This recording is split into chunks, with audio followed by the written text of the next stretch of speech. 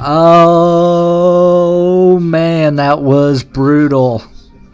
Giants fans, I'm sorry, bro, but somebody had to win, somebody had to lose, and it wasn't the Dallas Cowboys as they defeat the New York Football Giants 40-0. A complete defensive effort by the Dallas Cowboys. They just scored me 39 fantasy points in my league.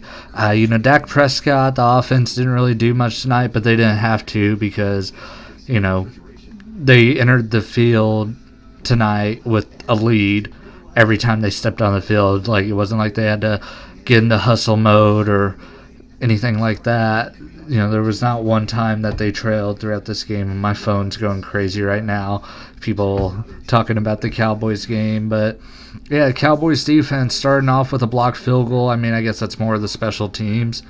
Yeah, starting off with a blocked field goal, returned it for a touchdown with the dude that we acquired from the Dolphins. I don't know how to say his name. I'm sorry, dude, but you did good. Scored the first touchdown of the season for us.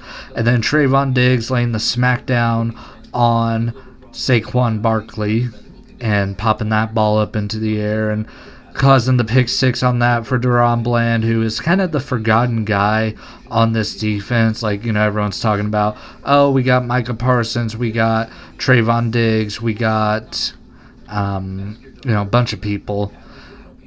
Stephon Gilmore, but Deron Bland is really good. He had an incredible rookie season last year, and then, starting off his second year with a pick six. So Deron Bland's a stud, and I'm glad he got the touchdown tonight to show how good he is because he was just a forgotten man. Dak Prescott tonight, 13-24, 143 yards, no touchdowns, no interceptions, no sacks. Cooper Rush came in for a bit. He only threw one pass. It was incomplete. He didn't get sacked once. Tony Pollard, 14 carries for 70 yards and 2 touchdowns. He scored me a bunch of fantasy points too. Rico, I don't remember what his last name is, but he had 6 carries for 24 yards. He looked good. And Kavontae Turpin had the first rushing touchdown of his career. He had 3 carries for 14 yards. They're kind of treating him like Deebo Samuel, and I don't know how I feel about that. But it's nice to see some uniqueness with the Cowboys.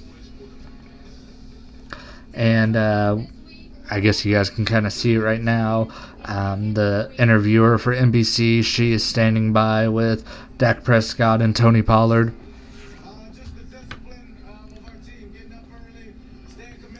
This is now Dak Prescott's 11th straight win as a starter versus the New York Giants. Ties the longest winning streak for any quarterback in series history. And now Tony Pollard, like I said, he had a decent game.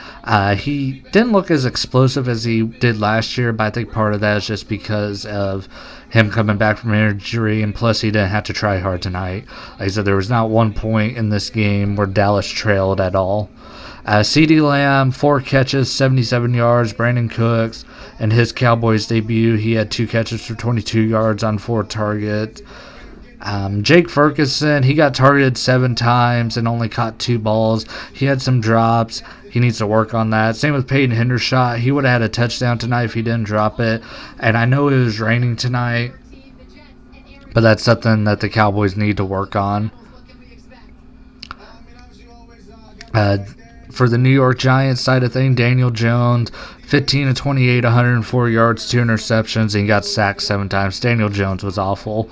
I'm glad the Giants gave him that big extension. Saquon Barkley, 12 carries, 51 yards, 4.3 yards a carry. His longest run was 18 yards. Daniel Jones actually had more carries. He had 13 for 43. So they tried to get Daniel Jones's legs going, but the Cowboys' pass rush, it's so speedy and threatening that it did not work out good for them. Man, what a win, man. And I just wanted to come on here and talk about it because I was jumping all over this room. I'm wearing my Tony Romo jersey. I don't know if you guys can see it that well. Yeah. I actually got this at a Cowboys game. It was in 2020. It was a game against the Arizona Cardinals where we got the living crap beat out of us. But I was walking past the Cowboys Pro Shop because me and my grandpa, we were leaving the game early. And I was like, oh, let's see what they got in the Pro Shop. And this jersey, it was $60, which is really cheap for a Cowboys jersey. The only thing is, it's a 2X. So it looks like a freaking dress on me, but that's the best thing about jerseys, man, is, if they look big, it doesn't matter as long as you're supporting your team. But tomorrow I will be wearing my Micah Parsons jersey. He had 2 sacks tonight. The whole defense as a whole was just insane. Everyone talks about Micah Parsons and DeMarcus Lawrence and then the secondary. But Oso Odigizua had an amazing game. He had 2 sacks. There was another dude who had 2 sacks. What was his name? Oh, Dorrance Armstrong, who's always been good. I mean, the Cowboys are just filled with pass rushers. And then Jalen Tolbert, he had a really good tackle on special teams, good open field tackle. They didn't get him involved in the game plan that much. And, with us blowing the Giants out, I kind of want to see them use those receivers a little bit more, the ones that don't have a lot of experience like Jalen Tolbert. But that's one thing I want to point out is he had a really good open field tackle. Stephon Gilmore in his Cowboys debut, he had an interception that was a heads-up play because, you think it'd be a play that they're just giving up on because Daniel Jones was kind of running towards that out of bounds, but then he just kind of does a last-second heave right before he runs out of bounds and went right into the arms of Stephon Gilmore. And I love that he didn't give up on that play. And I really thought it was going to get called back because Micah hit Daniel Jones as he was going out of bounds. But, since he threw that ball, it made him more of a... It wouldn't have made it a penalty since Daniel Jones threw the ball. It's not like he was running out of bounds, So that was another thing that was really awesome. Brandon Aubrey, our new kicker... he made both his field goals. One of them kind of drifted towards the left, and that scared the living crap out of me. And then he missed his first extra point of the night, which, still better than Brett Maher. I saw he missed his first 2 kicks of the night, or of the season, I guess. I don't even know. He's playing for the Rams, I think. But I still don't think we're solid at the kicker position. I'm worried about that. But he's just a body that we can have for now. Man, 40-0 shutout. I don't think that's a scoregami, but let's look it up. I know we had a scoregami today with the Ravens and Texans because their score was 25-9. That's a scoregami. Cowboys game, not a scoregami, 40-0. This score has happened 4 times before, most recently on October 3rd, 2021. It was the Bills versus Texans.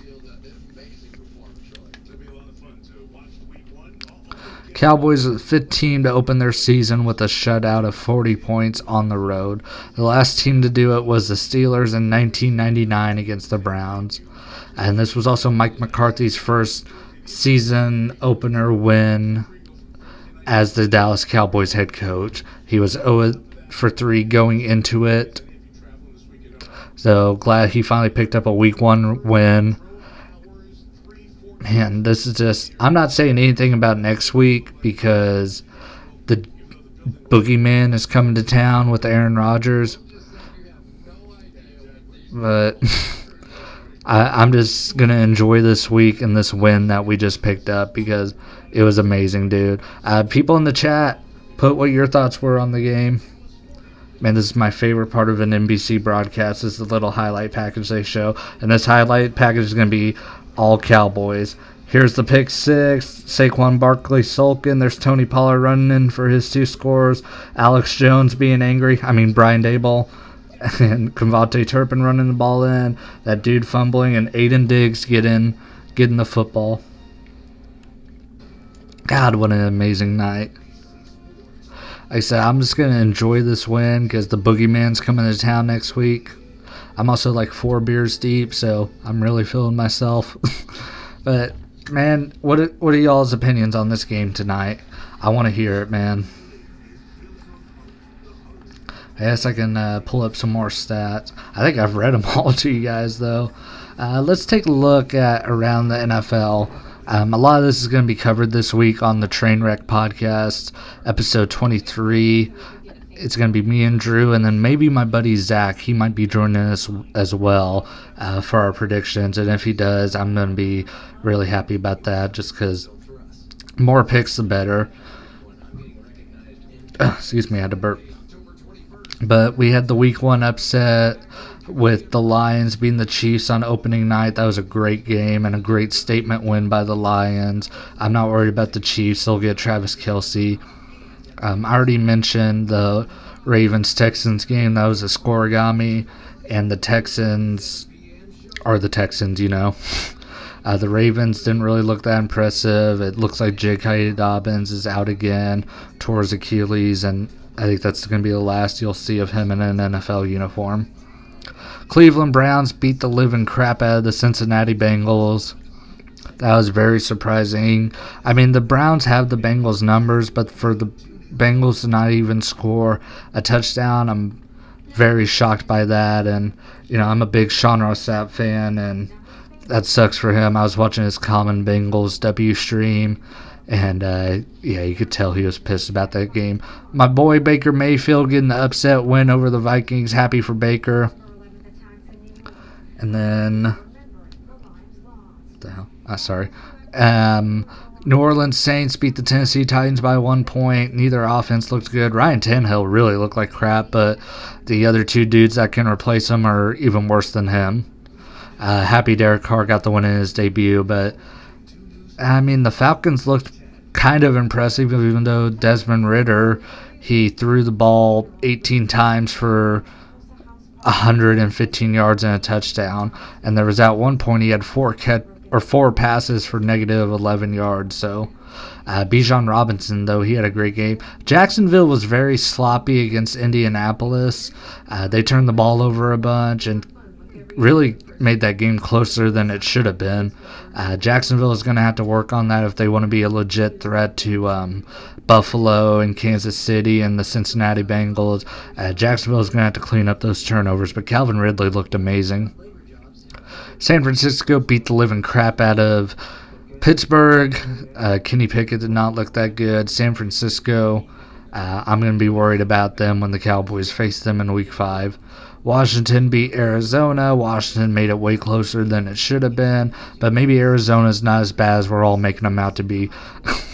This was hilarious. Las Vegas beating Denver by 1. Russell Wilson completed a bunch of passes, but yeah, he completed 27 passes, but only for 177 yards.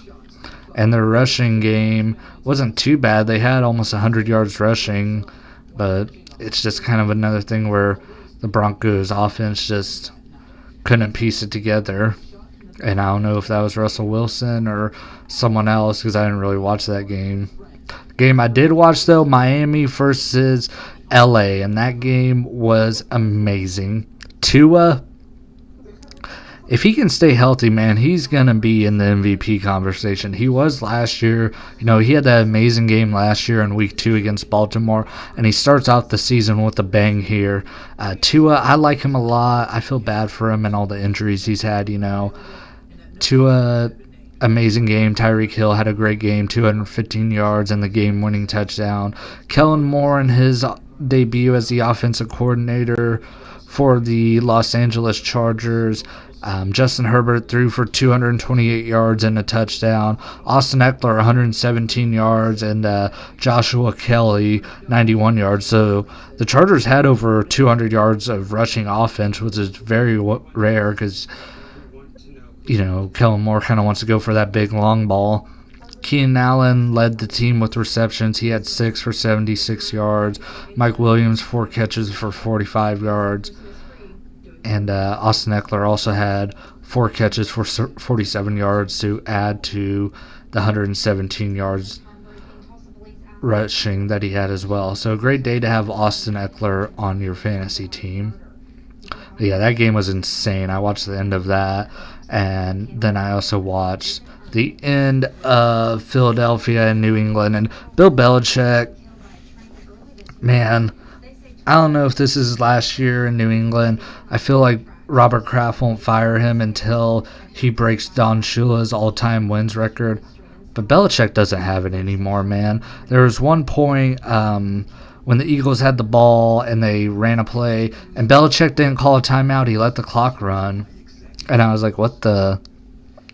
You can save time, and then, the team's just not disciplined, Like, they let whoever the dude was catch the ball, but he couldn't get both feet in bounds. And it's like, that used to never happen with the Patriots. And maybe that was more of a Tom Brady thing than Bill Belichick. But Bill Belichick, he's just not a good coach anymore.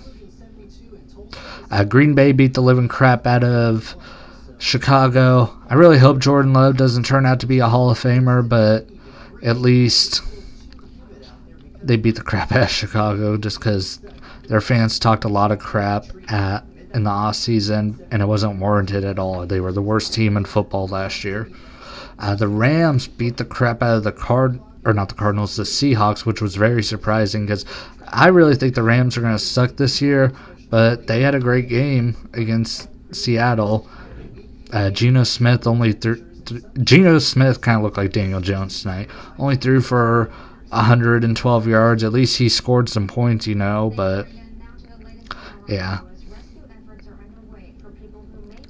Yeah, not a good day for Seattle. And, Seattle is definitely going to be competing for a playoff spot, and they did not look good. We already talked about the Cowboys and Giants game. That was the purpose of this stream tonight. And then I was like, oh, well, I only talked about them being the snot out of them for 8 minutes, so I'm talking about the other games, because what else can I talk about with the Cowboys? They dominated, beat the living piss out of the Giants. There's not much more you can say other than the defense was dominant, the offense did what it needed to do, and the Giants' offense sucked. That's all I can say. Prediction for tomorrow, I'm hoping that Buffalo beats the ever-living dog shit out of Aaron Rodgers, that freaking bitch-ass pussy. I hope the Bills beat the crap out of the Jets, and then I hope the Jets hopefully come limping into next week's game against Dallas. But I'm not saying anything. I'm not giving any predictions because I want us to beat the Jets so bad because I can't stand Aaron Rodgers. But man, that was the Week 1 victory. We got Monday Night Football tomorrow. Me, Drew, and Zach will hopefully be recording the Trainwreck podcast tomorrow. Appreciate the people that watch this stream, this probably under 20-minute stream, but there's not much to talk about. An amazing game, and it's easier to talk about the Cowboys when I'm pissed off, So, thank you guys for watching. Subscribe to the channel. Thank you to the subscribers I picked up today. If you're one of my new subscribers that's watching, thank you.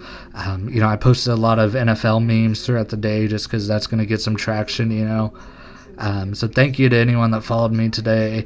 More memes will be coming throughout the season. I hope everyone has a great night, and I will see you soon this week. Have a great night, everybody.